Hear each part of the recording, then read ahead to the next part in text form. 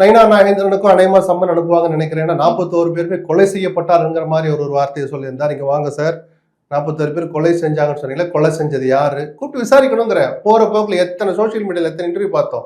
கழுத்தை நெரித்து கொண்டாருன்னு ஒரு லேடி பேசுனது எல்லாரையும் கூப்பிட்டு விசாரிக்கட்டுமே, ஆதாரங்களை கொண்டு போய் கொடுக்கட்டும். செந்தில் பாலாஜி பண்ணாலும் பண்ணியிருந்திருப்பாரு, ஆதாரத்தை கொண்டு போய் சிபிஐ கிட்ட கொடுங்க.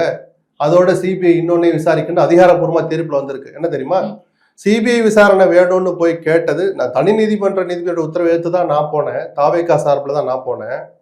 அந்த சிபிஐ விசாரணை கேட்டு பாதிக்கப்பட்டவர்கள் தரப்புலன்னு 2 பெட்டிஷன் போச்சு இல்லையா, அந்த 2 பேருமே நாங்க இந்த வழக்கை தாக்கல் பண்ணல, எங்களிடம் அப்படி சொல்லி கையெழுத்து வாங்கலன்னு சொல்லியிருக்காங்க.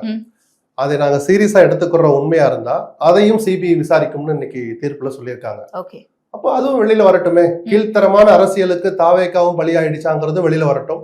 இல்ல அந்த தாவேக்கா கண்ணில மண்ணை தூவி வேறு சில அரசியல் கட்சிகள் தாவேக்காவை, விஜயை தங்கள் கட்டுப்பாட்டில் கொண்டு வருவதற்காக அவர்களுக்கு உதவுவது போல் நடித்து இந்த காரியங்களை செஞ்சாங்களாங்கிறதும் அதே சிபிஐ விசாரணையில வரும்.